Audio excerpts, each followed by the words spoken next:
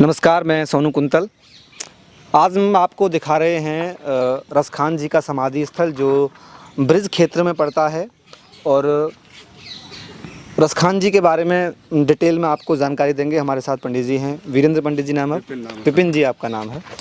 और रसखान कौन थे, उन्होंने किस हद तक कृष्ण भक्ति की मतलब उन्होंने जो काफ़ी सारे दोहे लिखे, पाठ लिखे, एक बुकलेट भी आती है मेरे हिसाब से, कविता प्रेम नाम है, क्या नाम है मुझे एग्जैक्टली यहाँ पे लिखा हुआ है शायद। तो उनका प्रेम वाट का ग्रंथ की उन्होंने रचना की थी, प्रेम वाट का ग्रंथ उन्होंने लिखा। तो विपिन जी हमको ये पहले तो ये बताइए कि जो ये समाधि स्थल है क्या महत्व है ब्रज के रमण रेती स्थान में इसका? जी सर, ऐसा है कि जो रसखान जी थे इनका जन्म दिल्ली में हुआ था सर। दिल्ली में जन्म हुआ जी। तो ये यहाँ से एक वृंदावन से एक मूर्ति ले गए थे कृष्ण भगवान की, एक पान वाले की दुकान पर उन्होंने मूर्ति को देखा। तो वो मूर्ति को देखा तो वो एकदम प्रभावित हुए कि इतनी सुंदर मूर्ति ये किसकी है। बच्चे के रूप की मूर्ति थी। अच्छा, जब दिल्ली से जब मैं कभी घूमने के लिए ब्रज आए? नहीं, एक पान वाले ले गए थे, यहाँ से पान की दुकान थी दिल्ली में, तो दिल्ली में इन्होंने इस मूर्ति को देखा। अच्छा, आप ये कह रहे हैं कि मतलब दिल्ली से कोई पान वाला ब्रज में आया और भगवान कृष्ण की मूर्ति दिल्ली लेकर गया। तब उस मूर्ति को रसखान जी ने देखा था। तो वो मूर्ति को देखकर प्रभावित हुए, बोले इतना सुंदर बच्चा, इसके पैरों में चप्पल नहीं है और ये कहाँ का बच्चा है। उसको देखकर ये मोहित हो गए। तो उन्होंने कहा ये ब्रज का है, इसका नाम कृष्ण है, तो ये कहाँ मिलेगा? कि ये वृंदावन में मिलेगा। तो उन्होंने कहा अच्छा, मैं पान वाले को से बातचीत हुई थी पान वाले से। तो उन्होंने कहा कि मैं इसके लिए एक सुंदर सी जूती बनवाना चाहता हूँ बच्चे के लिए। रसखान जी ने तो चांदी की जूती बनवाई। उन्होंने स्वापी में बांध करके वहाँ से चले आए दिल्ली से। हाँ। चलते चलते वो पैदल आए तो 3-4 दिन लग गए। तो वो द्वारकाधीश मंदिर है मथुरा में, वहाँ आ गए। तो मुसलमानी वेशभूषा के कारण उसने जो महंत थे उन्होंने इनको घुसने नहीं दिया, धक्का मार दिया। तो जब वो वहाँ गए, वहाँ चलो चलो तुम्हारा यहाँ कोई काम, जब आए थे तो हाँ, वेशभूषा के कारण मोमडन थे उन्होंने, तो वहाँ सीढ़ियों पर वो पड़े रह गए द्वारकाधीश मंदिर पे। तो जब वो 12-1 बजा तो भगवान स्वयं प्रकट हुए बाल रूप में, उनको उठाया, बोले कि जो महंत ने जो गलती की है उसके लिए मैं क्षमा याचना मांगता हूँ आपसे। और आप मान के मेरे आपको ये दर्शन हुए और मैं धन्य हो गया प्रभु। आप कौन होगा? मैं ब्रज का राजा हूँ, कृष्ण मेरा नाम है। अच्छा, उनको साक्षात दर्शन दिए। तो वो फिर यहाँ विट्ठलनाथ गुरु थे एक गोकुल में, उनके सानिध्य में रहे 10 साल। उन्होंने यहाँ तपस्या की गोकुल में। मतलब उनका वो क्या बोलते हैं, कृपा पात्र बने? हाँ, कृपा पात्र बने और उनके सानिध्य में रहे 10 साल तपस्या की। तो यहाँ एक विशाल जंगल था, यहाँ अजगर भी रहते हैं, अब भी रहते हैं। और वहाँ जब ये यहाँ आए तो एक जगह थी ये, तो यहाँ इन्होंने भजन किया 10 साल। तो उन्होंने प्रभु से प्रार्थना की कि प्रभु जब मैं तुम्हें याद करूँ तो आपको आना पड़ेगा। तो बाल रूप में उनको दर्शन देते थे, जब भी वो याद करते थे उनको, जब भी आ जाते थे। तो यहाँ उन्होंने जब अंतिम संस्कार हुआ उनका यहाँ, तो स्वयं भगवान कृष्ण ने अपने हाथों से उनका यहाँ दाह संस्कार किया। दाह संस्कार? लेकिन यहाँ पे समाधि है तो मतलब दफनाया गया उनको या दाह संस्कार किया था? वो दफन उसमें गाड़ते जो मुसलमानी तौर तरीके से दफनाया गया था। हाँ। तो उन्होंने बहुत सारे दोहे लिखे, जैसे एक दोहा ये है, जा दिन ते वो नंद को छोरो या बन धन चराए गए हो, मीठी तानन गोधन गावत बहन बजाय रिझाए गए हो, वाह दिन सौ को टोना सौ को रसखान हिये में समाये गए हो, को न काऊ को कान करे सिगरो ब्रज वीर बिकाए गए हो। तो उन्होंने ये दोहा लिखे रसखान जी। क्या है, थोड़ा समझाइए। जा दिन ते वो नंद को छोड़ो या बन धैन चराए गए हो, जिस दिन से नंद बाबा का लड़का जा बन धेनु चराए गए, इस वन में धेनु मतलब गाय चराए गए हो, मीठी तानन गोधन गावत, मीठी मतलब बंसी बजाते, मीठी तान गा रहा है, तान गा रहा है, गोधन गावत, बैन माने बंसी बजाए, तो मेरे मन को रिझाए गए हो, मेरे मन में समाये गए हो। दिन सौ को छूट टोना सौ को रसखान हिये में समाये गए। उस दिन से कुछ जादू टोना मेरे मन में हृदय में समा गया है। को न काऊ को कान करे सिगरो ब्रज वीर बिकाए गए। यहाँ कोई किसी की मतलब कान मतलब क्या मतलब कान में वो इज्जत मतलब वो नहीं, वो छोटा बड़ा नहीं देखते हैं, देखता है सब वीर, सौरव ब्रज वीर बिकाए, सब मतलब सौरव ब्रज मेरे लिए लुट गया है, मतलब बिकाए गए हो। तो ऐसे तो बहुत सारी मैंने देखा पीछे भी जगह जगह पे लगाए गए हैं शिलापट्टिका। हाँ जी, हाँ जी, ये काफ़ी डेवलपमेंट हुआ है। हाँ जी, प्राचीन है। जो ये जो 2020 में इसका आविष्कार किया है योगी जी ने। मतलब वो जीर्णोद्धार किया है। हाँ, जीर्णोद्धार किया है दोबारा से, और इसका बहुत ही यहाँ शांति है। मैंने कहीं 7वीं 8वीं क्लास में, मानुस हो तो वही रस खान बसो। जी जी, हाँ ये आपको याद है? मानुस हो तो वही रस खान बसो ब्रज गोकुल गाम के ग्वारन, जो पस हो तो कहा बस मेरो चरो नित नंद की ध्यान मजारा, एक बार वैसे पाहन हो तो वही गिर को जो। ये कौन सी भाषा में, अवधि में है या इसमें ये ब्रज भाषा में? ब्रज भाषा में। ब्रज भाषा में जी। लेकिन जो ब्रज भाषा हम मतलब जैसे बोलते हैं सुनते हैं वो तो डिफरेंट है, वो तो ऐसी बात नहीं करते इस लैंग्वेज में लोग तो इधर।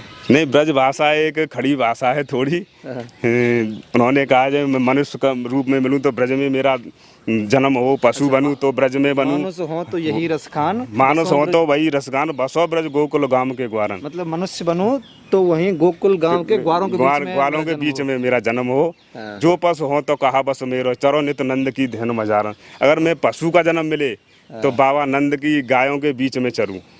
अच्छा। पाहन हो तो वही गिर को जो धर्यो कर छत्र पुरंदर धारण, पत्थर भी बनूं तो मैं गिरिराज पर्वत बनूं, जो खग हो तो बसीर करो मिली कालिंदी कूल कदम्ब की डारन, अगर खग पक्षी बनूं तो मतलब यमुना मैया की काली कुंज पे वहाँ का पक्षी बनूं, वहाँ की पक्षी बनूं। ये जब हम यहाँ पर जो ये स्थान है समाधि स्थल है, जब यहाँ का एंट्रेंस करेंगे तो ये सारे पद एंट्रेंस पे लिखे हुए हैं, और जो भैया ने विपिन जी ने कहानी बताई वो भी अंकित है जगह जगह शिलापट्टिकाओं पर। ये जो है वट का वृक्ष है, और ऐसे तमाम वृक्ष यहाँ पर हैं। बड़ी खूबसूरत जगह है, यहाँ पर सरकार का बड़ा सराहनीय कार्य है, बड़ा सुंदर इसको रीडेवलपमेंट किया गया है। मेरे हिसाब से पहले भी हमने एक बार आए थे तो यहाँ पर कुछ भी नहीं था।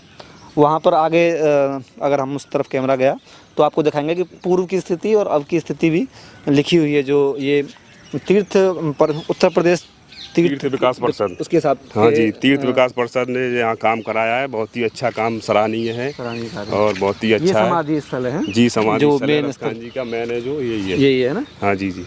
तो रसखान जी ने यहाँ पर 10 वर्ष तक जो तपस्या की थी, 10 वर्ष तपस्या की। हाँ, विट्ठलनाथ गुरु थे गोकुल के, लिखे थे। हाँ जी, पद दोहे वो यहीं पर लिखे या यहीं पे लिखे थे? आप उधर से घूम के आइए, हम तो बातचीत करते हैं। हाँ जी। ये और कोई दुआ सुनाइए रसखान जी का, आपको याद आ रहा हो तो, और उसको साथ के साथ लोगों को उसको बिल्कुल एकदम प्लेन हिंदी भाषा में भी बताइए, ताकि लोग उत्साहित हों और उनको जैसे हमने मतलब जैसे हम हिंदी जो काव्य हिंदी है 8वीं क्लास की 10वीं क्लास की, उसमें ये सारे दोहे पढ़ते हैं। तो उस समय पर जब हम पढ़ते हैं तो पढ़ते हैं एग्जाम पर्पज़ के लिए, लेकिन अगर कोई स्टूडेंट इधर आए तो उसको ये फील हो कि जो हमने पढ़ा था ये वही है, तो उनको उस हिंदी में बताइए ताकि लोग और पढ़ने के लिए उत्साहित हों उन दोहों को, रचनाओं को। प्रेम प्रेम सोऊ कहत प्रेम न जानत कोई। मतलब प्रेम प्रेम बहुत कहते हैं, प्रेम प्रेम को नहीं जानता। ये उधर लिखा भी हुआ, मैंने पढ़ा। प्रेम प्रेम सोऊ कहत प्रेम न जानत जो कोई, जो जन जाने प्रेम तो मरे जगत क्यों रोए, जो जग जाने प्रेम तो मरे जगत क्यों रोए। अच्छा, अगर प्रेम को जान जाए तो फिर जगत क्यों रोता है, रोएगा क्यों? ये हमारा मोह का कारण है जो हम रोते हैं। ये वो समाधि स्थल है, समाधि स्थल है रसखान जी का। जी, इधर हम माथा टेकना चाहेंगे एक बार। अच्छा, तो यहाँ पर उनको बाद में दफनाया गया, और भगवान कृष्ण ने अपने हाथों से यहाँ उनका जो समाधि स्थल जो किया, कार्यक्रम जो करते हैं अपने हाथों से स्वयं किया था। आज भी बताते हैं यहाँ जो लोग आसपास रहते हैं कि रसखान जी घोड़े पे सवार होकर रात में निकलते हैं 12-1 बजे, आज भी यहाँ पर। अच्छा, घोड़े पर सवार होकर निकलते हैं? हाँ जी, हाँ जी, ये उनका सवारी है घोड़ा? हाँ जी, घोड़ा। बहुत बढ़िया। तो यहाँ पर क्या फिर उसकी जैसे चारों तरफ बाउंड्री। अच्छा, एक यहाँ पर ताज बीबी नाम से भी एक समाधि स्थल है। ताज बीबी है, वो इनकी गुरु बहन है, रसखान जी की। आइए। जो अकबर जी की 3 पत्नियां थीं उनमें से हैं, जोधाबाई और बादाबाई और ताज बीबी, उनमें से हैं। उन्होंने सब रात पाठ त्याग करके कृष्ण भक्ति में लीन हो गई। वो अकबर की बीबी ताज बीबी थी जी, लेकिन 3 बीबी थी उनकी।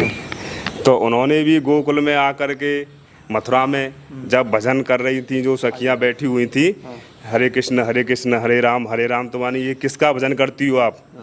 तो वो बोले कि हमारे ब्रज का राजा है, उसका भजन करते हैं, हमारा भगवान है। कि तुम्हारा भगवान कहाँ है? ब्रजराज कहाँ है? हाँ, कि हमने तो अपने खुदा को कभी देखा नहीं है, मानी हमारा खुदा ऐसा है कि आप देख सकती हो, जिंदा है। कि किसके माध्यम से? कि भजन के माध्यम से, जब चाहे देख सकती हो। तो उन्होंने कहा, जी ने कहा जे विट्ठलनाथ गुरु जी ने कहा था, जो सखियां भजन कर रही थी उन्होंने विट्ठलनाथ जी से किसने मिलवाया? रसखान जी ने मिलवाया या अपने आप मिले? नहीं, अपने आप मिली थी ये, तो ये भजन कर रही थी, गोकुल में आई थी ये। वो बड़ी विख्यात थे और उनके कम से कम मानो 12-13 शिष्य थे उस समय पे। हाँ। तो उन्होंने भी भगवान के दर्शन किए। तो जब ताज बीबी को जब सखियों ने बताया कि हमारा खुदा तो ऐसा है कि वो दर्शन देता है, हाँ। तो हम तुम्हारे खुदा को कैसे पाएंगे? हाँ। तो उन्होंने कहा कि भजन करना पड़ेगा आपको, हाँ। मन एकाग्रत करके। हाँ। तो मन में भजन करना है। माला फेरत जग हुआ, हुआ न मन का फेर, कर का मन का डाल दे, मन का फेर। मतलब हाथ में जो माला फेर रहे हो आप, उसको डाल दो, जो अंदर का मन है उसके चरणों में लगा दो प्रभु के में। हाँ। सबको त्याग करके, मतलब पूरे संसार को, संसार झूठा है, इसको सबको त्याग करके उसके चरणों में लगा दो, तुम्हारे साक्षात दर्शन हो जाएंगे। मेन चीज पे फोकस करो। हाँ जी, मेन माला झोरी साइड में रख दो, सब रख दो। ये तो नाटक है, सब नाटक है। संसार में ये जो नाटक है, ये सब ये हम जो कर रहे हैं, जो नाटक कर रहे हैं, हमको मोह होता है एक, तो इसके लिए हम करते हैं। किसने लिखा था ये मतलब विट्ठलनाथ गुरुजी ने उनको बताया था, सखियों ने और विट्ठलनाथ गुरुजी ने। तो जब से वो संत हो गई, उन्होंने भगवान कृष्ण का भजन किया, तो उनको साक्षात दर्शन हुए। अच्छा। मान के ये खुदा, ये है खुदा हिंदुओं का। तो उन्होंने फिर दोहे लिखे, ताज बीबी ने अपने, वो भी यहाँ भजन किया, उनकी भी समाधि है आगे। एक बार इसको बताइए। कानन दे अंगुरी रहबो, जब मुरली धुन मंद बजे है, मोहनी तानन सो रसखान, अटा चढ़ गोदन गए है तो गए है। ये वैसे बताइए। तेरे कहो सिगरो ब्रज लोग ने, काल को कितनो समझ है, मायरी बा मुख की मुस्कान, महारी न जय है न जय है। महारी न जय है न जय है क्या मतलब? कानन दे अंगुरी रहबो, जब मुरली धुन मंद बजे। कानन में जब मैं उंगली दे लेती हूँ, वो कह रही है ताज बीबी। हाँ। तो जब भी मुरली की धुन मंद मंद आती है। अच्छा, मतलब मैं जब भी अपने कान बंद करूंगी तो मुझे तब भी मुरली की धुन आती है, मंद मंद आती है। मोहनी तानन सो रस खानी, अटा चढ़ गोदन तो गए है। मोहनी मतलब मधुर, सुंदर तानन सो रस खान, अटा चढ़ गए गोदन गए है तो गए है। उन्होंने बहुत अच्छे ये जो लिखे हैं, सुंदर दोहे, और रसखान जी के हैं। और ताज बीबी फिर यहाँ भक्त हो गई, उन्होंने भी 10 साल तपस्या की यहाँ, ताज बीबी ने।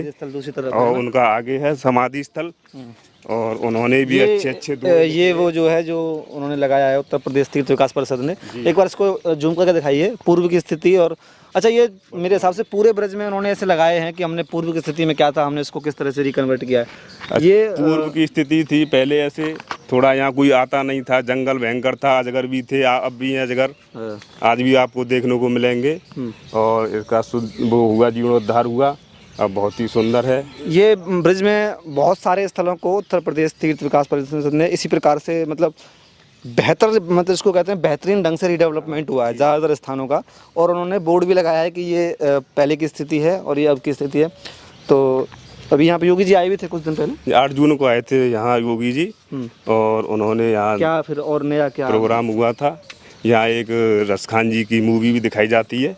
अच्छा, जो वो पिक्चर और चलचित्र केंद्र जो लिखा हुआ है। और अच्छा, ये क्या है? उत्तर प्रदेश तीर्थ विकास परिषद मथुरा द्वारा वित्त पोषित पर्यटन विभाग के अंतर्गत महावन स्थित रसखान समाधि के संरक्षण सौंदर्यीकरण के कार्य, लागत 246 लाख रुपए में, यानी कि कितना हो गया, 2.5 करोड़ हो गया है। ठीक बात।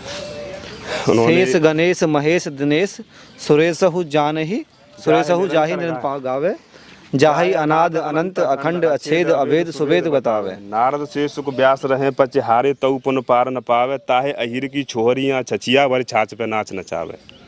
शेष गणेश महेश दिनेश, मतलब जो भी हमारे देवताएं सुरेश, जो इसको निरंतर भजते हैं। शेष गणेश महेश मतलब सब देवता इसको भजते हैं, कृष्ण भगवान का नाम लेते हैं। जाए अनाद अनंत अखंड, ये अनादि है, अनंत है, अखंड है, इसका कोई पार नहीं है। अछेद अभेद है, सुभेद बता में। नारद से सुख व्यास रहे, नारद जी, सुखदेव जी, व्यास जी, सब इसको रटते हैं। पचे हारे तो पुन पार न पावे, पार नहीं पावे। हाँ, ताहे अहिर की छोरियाँ छचिया वर छाछ पे नाचना, मतलब गोपियों के पीछे अहिर की छोरियाँ, हाँ, छचिया वर छोड़ी सी छाछ पे उसको नाच नचाती है। अच्छा, ये रसखान जी ने लिखा है। जी, रसखान जी के दोहे, बहुत सुंदर। ये किस लिए बनाया गया है? यहाँ पे कोई मतलब ये कोई प्रोग्राम, रासलीला वगैरह, भागवत प्रवचन जो भी होते हैं उसके स्टेज बनाई गई है। ये अभी बनाई गई है, पहले से थी या नहीं, अभी बनाई है, जीर्णोद्धार के समय बने हुए हैं। ये है मूर्ति ना रसखान जी की? जी, ये खान जी की मूर्ति है। ये वो है जो आप बता रहे थे कि हाँ, चलचित्र केंद्र है, मूवी दिखाई जाती है इसमें। अच्छा, अब तो बंद है संडे की वजह से? संडे की वजह से बंद है या? नहीं, संडे की वजह से बंद है और ये खुलती है। बाकी चलो वो तो कुछ होगा नहीं उसमें तो अंदर नहीं, अपन वो तो कोई क्या नहीं देखेंगे।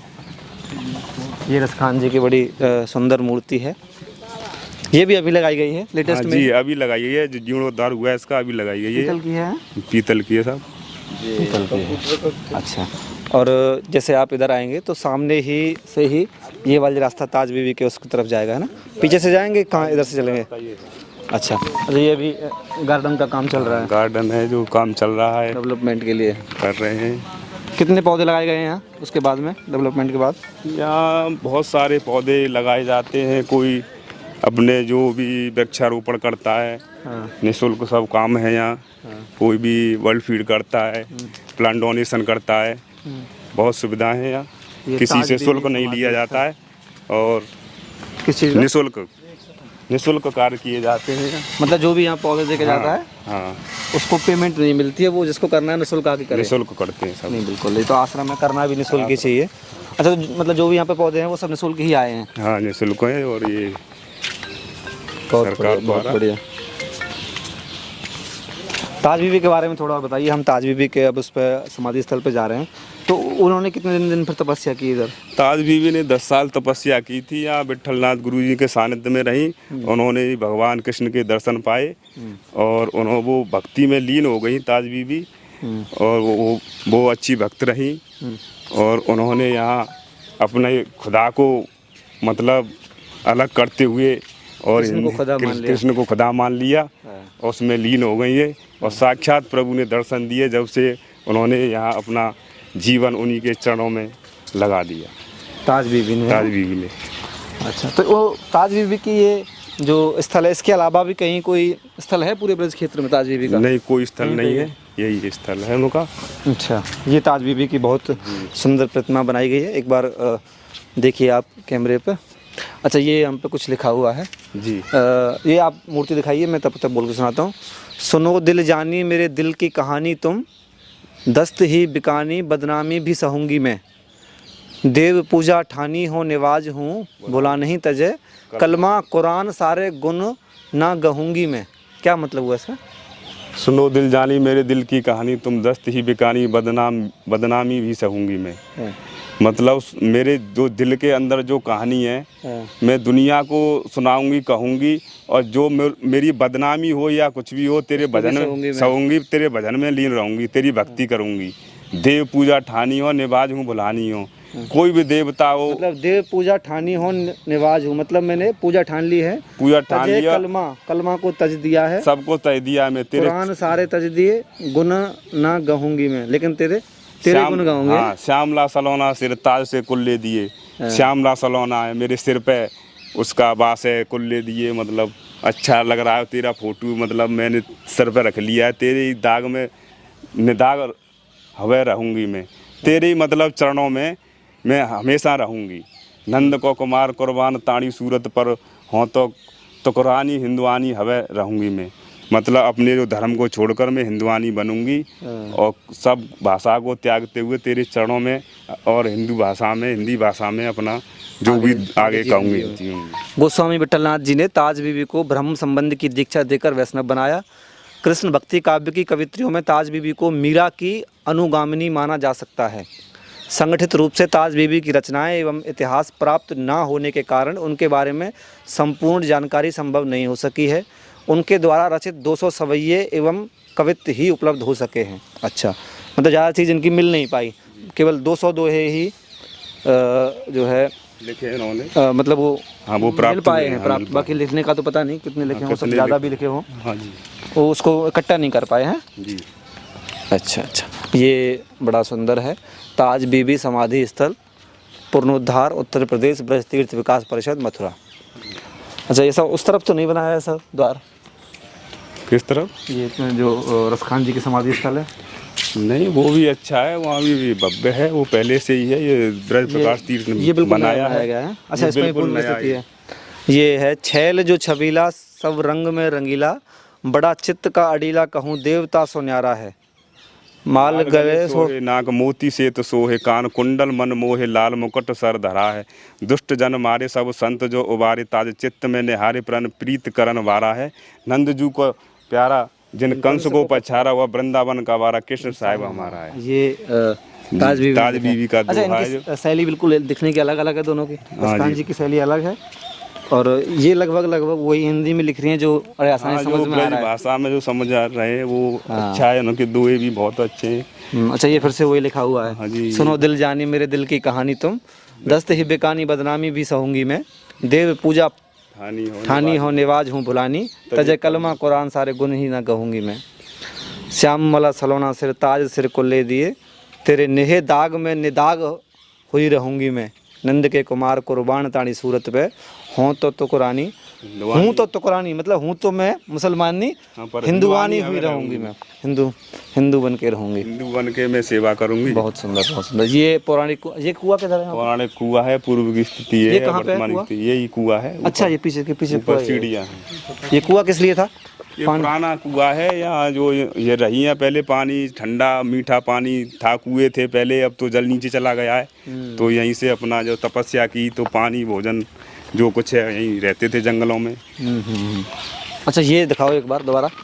ये वास्तव में देखिए आप, जो मैं आपको पहले बता भी रहा था कि बड़े जो ये मतलब तीर्थ विकास परिषद ने बहुत बेहतरीन काम किया है इस मामले में। आप पूर्व की स्थिति आपको कैमरे पे है, अब आपको लेटेस्ट स्थिति दिखाएंगे कैसी है।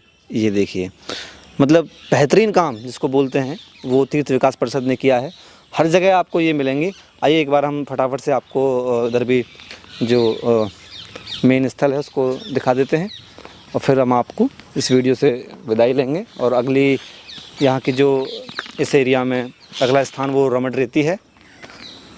रमण रेती ये दिखाइए, ऊपर तो कुछ है नहीं समाधि स्थल पर, तो केवल चबूतरा ही है। ये आसपास फिर से बहुत सारे दोहे लिखे हुए हैं।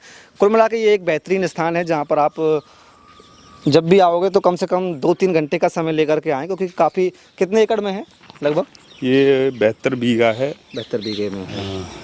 72 बीघे ज़मीन है ये। काफ़ी मतलब बड़ा एरिया है, हरा भरा है। और आपको यहाँ से पीछे थोड़ा हिरणों का एक बगीचा भी है, वहाँ पर बहुत सारे हिरण हैं और बता रहे हैं कि जंगली पशु भी हैं, लेकिन ऐसे मतलब असुरक्षा वाला माहौल नहीं है, बिल्कुल भी एकदम सेफ़ है, ऐसी कोई दिक्कत नहीं है। लेकिन है काफ़ी बड़ा, हरे भरे जंगल हैं बहुत।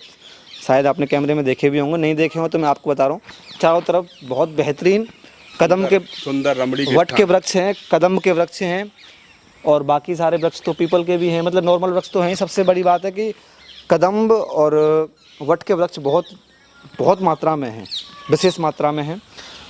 कुल मिलाकर के एक बेहतरीन स्थल जो ब्रज के आप शायद वृंदावन तक आके रुक जाते हों या मथुरा आके रुक जाते हों, बरसाना, नंदगांव, गोवर्धन आके रुक जाते हों, तो गोकुल आइए। और गोकुल से 2-3 किलोमीटर पड़ता है ना जी, 3 किलोमीटर बाद ज़रूर इधर आइए। रसखान जी का समाधि स्थल है, रमण रेती के बिल्कुल करीब है, मतलब 100 मीटर पड़ता है रमण रेती से मुश्किल से। थोड़ा सा ऊपर चढ़िएगा तो बड़ा बेहतरीन खूबसूरत स्थान, पिकनिक स्पॉट भी आप कह सकते हैं। और ऐतिहासिक दृष्टि से तो मैंने आपको और विपिन जी ने बड़े सलीके के साथ आपको बताया ही है। एक बार ज़रूर आइए और कभी जैसे घूमने फिरने का मन हो तो अपने ऐतिहासिक स्थलों को भी खंगालिए और थोड़ा सा पढ़ के आएँ रसखान जी के बारे में, ताज बीबी के बारे में, तो ज़्यादा अच्छा लगेगा। ताकि जो यहाँ पर शिला पट्टिकाएँ लगी हुई हैं उनके दोहे आपको समझ आएंगे, थोड़ा सा इतिहास खंगालेंगे तो ज़्यादा अच्छा लगेगा। अदरवाइज़ आपको यहाँ पर जो कोऑर्डिनेटर्स हैं वो आपको यहाँ के बारे में बताएंगे, तब भी आप चीज़ें समझ ही जाएंगे। चलिए, इस वीडियो में आपके साथ इतना ही, फिर मैं आपसे विदा लेता हूँ।